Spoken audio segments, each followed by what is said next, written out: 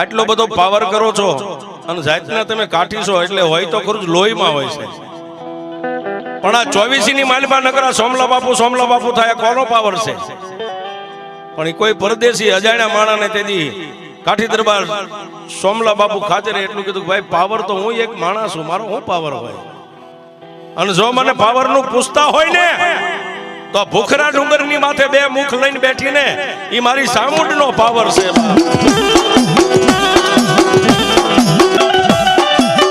એ દરબાર,